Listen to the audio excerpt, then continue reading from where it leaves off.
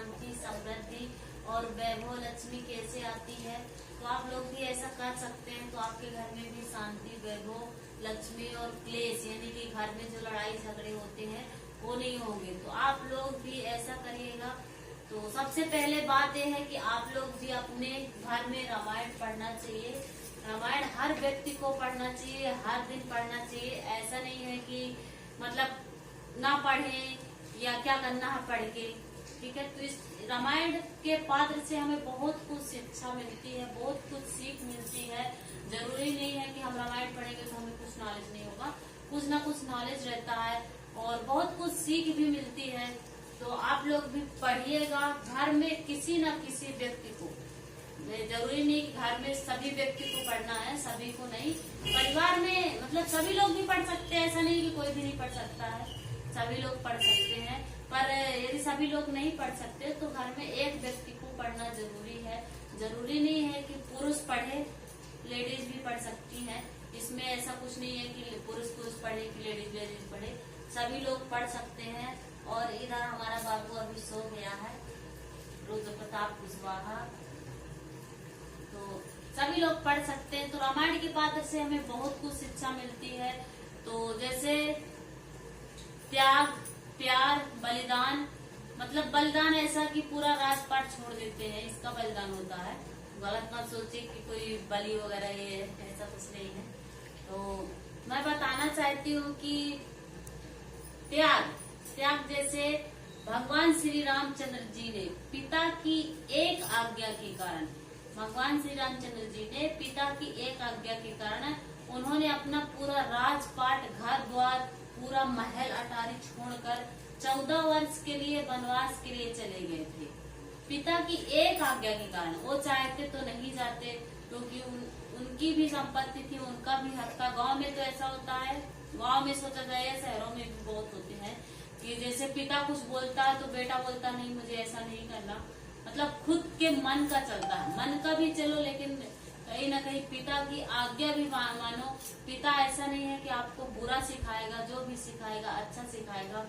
तो भगवान श्री रामचंद्र जी ने अपने पिता की एक आज्ञा के कारण 14 वर्ष के लिए वनवास चले गए थे, मतलब पूरा अपने राजपाट और महल त्याग दिए थे। तो एक शिक्षा तो हमें ये मिलती है। दूसरी शिक्षा ये मिलती है कि लक्ष्मण जी अपनी पत्नी को मतलब त्याग कर और पूरा मतलब वो भी अपना राज सुख छोड़कर, महल अटारी छोड़कर और भाई के साथ, मतलब भाई के इतना अटूट प्रेम था कि वो अपने भाई के साथ वनवास जाने के लिए तैयार हो गए थे। यहाँ सोचा जाए तो गांव में या शहरों में भी भाई 1 फुट की जमीन के पीछे इतने झगड़े करते हैं, मारकूट यानी कि कोर्ट कचहरी कर देते हैं, इतना झगड़ा होता है, मर्डर तक कर देते हैं। तो ऐसा नहीं करना है, कुछ न कुछ हमको शिक्षा मिलती है। यानी लक्ष्मण जी ने अपने भाई के प्रेम के कारण उन्होंने अपनी पत्नी को छोड़कर और अपना पूरा राजपाट छोड़कर अपने भाई के साथ वनवास जाने के लिए तैयार हो गए थे। और सीता जी ने, वो सम्राट की पुत्री थी और सम्राट की बहू भी थी, उन्होंने भी अपनी पत्नी धर्म निभाया था। तो उन्होंने अपने पति के साथ वनवास जाने के लिए तैयार हो गई थी। वो चाहती तो नहीं जाती, मतलब ससुराल में भी रुक सकती थी, मायके में रुक सकती थी, क्योंकि वो सम्राट की पुत्री भी थी। मतलब उनके वहां भी धन, वैभव की, लक्ष्मी की कोई कमी नहीं थी और इधर भी नहीं थी। तो वो चाहती तो नहीं जाती, लेकिन उन्होंने अपने पत्नी धर्म निभाया था और पति के साथ उधर जाने के लिए तैयार हो गई थी। तो बहुत कुछ शिक्षा मिलती है कि हमें क्या करना चाहिए रामायण के पाठ से। जरूरी नहीं कि सभी व्यक्ति पढ़ें, घर में सभी को टाइम नहीं है, एक व्यक्ति को जरूर पढ़ना चाहिए। यदि हम पढ़ेंगे तो हमारे बच्चे भी सीखेंगे, देखेंगे, तो भी आगे चल के हम नहीं पढ़ेंगे। एक सोचने की बात है, यदि हम नहीं पढ़ेंगे तो कैसे पता चलेगा। एक बात मैं बोली उदाहरण देकर, जैसे खाने की बात है, किसी के घर में जो चीज नहीं बनती वो बच्चे नहीं देखेंगे तो कैसे आगे चलकर बनाएंगे। बिल्कुल आप जो कह रही हो बिल्कुल सही कह रही हो। और यदि देखेंगे कि नहीं हमारे घर में, जैसे सोचा जाए हम लोग तो नहीं खाते, अंडे की बात करती हूँ मैं उदाहरण देकर, अंडे जैसे हमारे घर में नहीं बनते तो हमारे बच्चे थोड़ी बनाएंगे आगे चलकर। बिल्कुल जैसा देखते हैं बच्चे राम राम, हर हर महादेव। और अभी हमारे साथ संतोष कुमार जी जुड़े हुए हैं। एक्चुअली में आज हमारे मैडम का रामायण पढ़ने का था और हम भी साथ में आते, बट मोबाइल लेने की पकड़ने की समस्या हो जाएगी, इसलिए हमें पकड़ना पड़ रहा है। और वो कुछ बता रही हैं, हमने सोचा कि जो आपके विचार में है वो बोलिए। रियल बात है। तो जैसा बच्चे देखते हैं वैसा संस्कारी बनते हैं, और संस्कारी पहले ही बोल चुके हैं कि रामायण से हमें बहुत कुछ शिक्षा मिलती है, बहुत कुछ ज्ञान मिलता है। वैसे हम सोचते हैं कि हम बादाम सिंह कुशवाहा, बहुत बहुत धन्यवाद जी। हम सोचते हैं कि जैसे हमारे बच्चे सोच सकते हैं, जैसे हमारी शिवानी होगी, आपने तो नेक्स्ट वीडियो में देखा ही होगा, अभी वो खाना खा रही है, तो अभी वो लाइव में नहीं है। हमारा बेटा बस ही अभी वो सो रहा है। तो जैसे हमारी शिवानी होगी, तो यदि हम पूजा करेंगे, रामायण पढ़ेंगे, तो वो भी देखेगी, तो आगे चलकर वो भी करेगी। यदि वो सोचेगी कि नहीं हमारे घर में तो होता ही नहीं है, तो क्या करें। जैसे बच्चे देखते हैं, जैसे हम करेंगे वैसे हमारे बच्चे करेंगे। और बच्चों को अच्छा संस्कार देना चाहिए। जरूरी नहीं है कि स्कूल जाते हैं तो उनको अच्छा संस्कार मिलता है। स्कूल में आज के डेट में कोई खास संस्कार नहीं होती, धर्म की शिक्षा बंद है, तो स्कूल की कोई उम्मीद नहीं कर सकते। जो सिखाना हमें सिखाना स्वयं का। और सबसे बड़ी बात यह है कि रामायण यदि घर में पढ़ते हैं तो शांति तो बिल्कुल भरपूर रहेगी। भगवान की कृपा से, प्रभु परमात्मा की कृपा से शांति की तो कहीं कोई दिक्कत नहीं है। शांति तो घर में, कलह नहीं होगा। और यही मैं बोल रही हूँ कि रामायण के पाठ से इतनी शिक्षा मिलती है कि भगवान श्री रामचंद्र जी जंगल में जाकर, और उनको कोई तकलीफ नहीं हुई थी। मतलब यहाँ सोचते हैं कि वो भगवान श्री रामचंद्र जी जो थे, परमात्मा थे, वो दुख को सुख में अनुभव करते थे। जो राधा की थी, उन्हें दुख था कृष्ण भगवान वियोग का, तो उन्होंने सुख में परिवर्तन कर लिया था। जो मनुष्य यह कला सीख लेगा ना कि दुख को सुख में अपने दिमाग में सेट कर लेगा, मतलब ऐसा कि वही मेरा सुख है, तो पूरी दुनिया लगभग मेरे अनुसार हमेशा खुश ही रहेगा, जीत लेगा, हमेशा खुश रहेगा। भगवान रामचंद्र जी ने जंगल में इतने कांटे पत्थर, भगवान रामचंद्र जी के साथ साथ माता सीता और लक्ष्मण, सबने मतलब दुख को ही सुख में परिवर्तन कर लिया। इतना दिमाग में बैठा लिया था कि जंगल जाना मतलब हमें बहुत खुशी। कांटा को उन्होंने अनुभव नहीं किया, सुख में परिवर्तन कर लिया। सीधी सी बात है, जिसके घर में बोलते नहीं मेरा सर दुख रहा है, ऐसा हो रहा है, ऐसा हो रहा है, उसके घर में रियल ऐसा होता है। कलह, हाँ, बहुत जगह हमने देखा है कि जो जैसा बोलता है, जो जैसा सोचता है, जिसके दिमाग में जैसा चलता है, उसके घर में और उसके साथ हमेशा वही होता है, हमेशा वही होता है। अब थोड़ा सा रामायण पढ़ लेते हैं। तो सुंदरकांड में कुछ प्रसंग आप लोगों को यानी कि दोहा सुनाओगे। तो जाओ वंत के, मतलब मैं सुना रही हूँ, जब सीता चोरी हो गई थी तो लक्ष्मण जी उनकी खोज में गए थे, वहाँ का प्रसंग आप लोगों को सुना रही हूँ।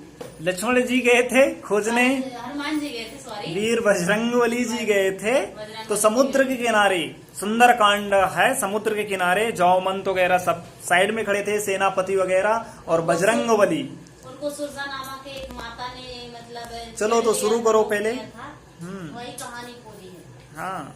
जाओ बंत के वचन सुहाए, सुनी हनुमंत हृदय अति भाए, तब लगी मोई पर खेऊ तुम भाई, सही दुखे कंधे मूल फल खाई। जावंत के सुंदर वचन सुनकर हनुमान जी के हृदय को बहुत ही भाए। वे बोले, हे भाई, तुम लोग दुख सहकर कंद मूल फल खाकर तब तक मेरी राह देखना। जब लगी आ वही सीता ही देखी, हो यही काजू मोहि हरस विशेषी। यह कहनाई सब ही कछु माथा, चले ओ हरस ही धारी रघुनाथा। जब तक मैं सीता जी को देख कर लौट ना आऊं, काम अवश्य होगा, क्योंकि मुझे बहुत ही हर्ष हो रहा है। यह कहकर और सबको मस्तक नवाकर हृदय में श्री रघुनाथ जी को धारण करके हनुमान जी हर्षित होकर चल दिए।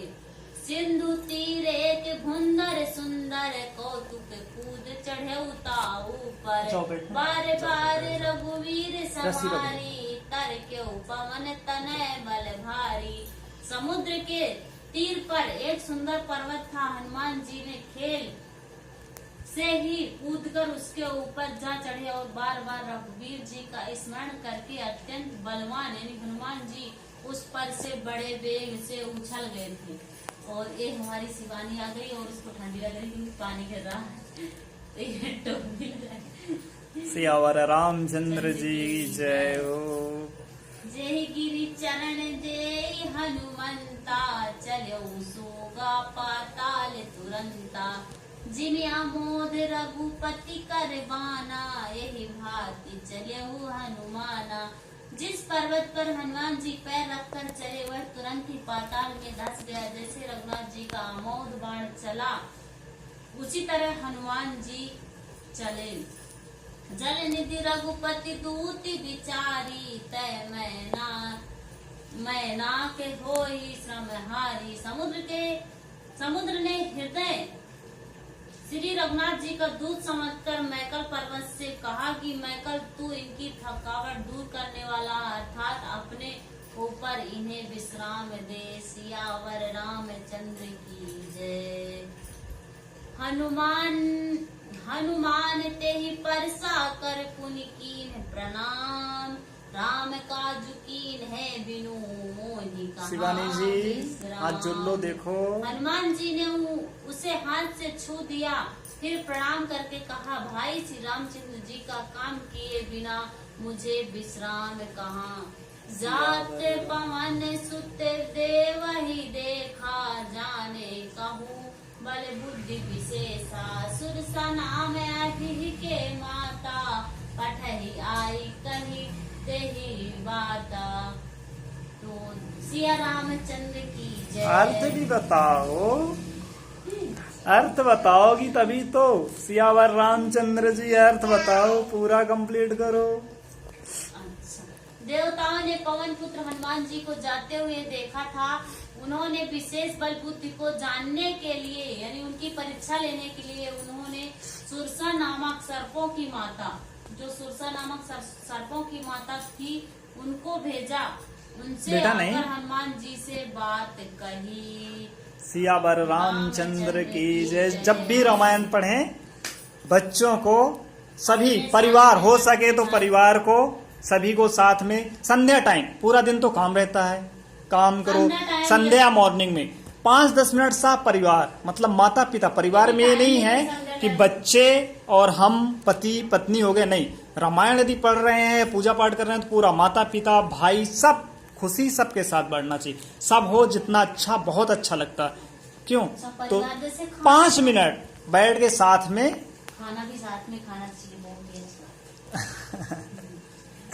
ऐसा तो बिल्कुल सही बोल रही हैं। तो जरूर से जरूर पढ़ें सियावर रामचंद्र इस वीडियो में। और अभी हम कंटिन्यू करेंगे रामायण पढ़ना। तो अभी फिलहाल रख रहे हैं और हमें थोड़ा सा लंबा पढ़ना है इसलिए पढ़ते हैं। बस अगली वीडियो में जरूर कुछ नया लेकर आएंगे। इस वीडियो में इतना।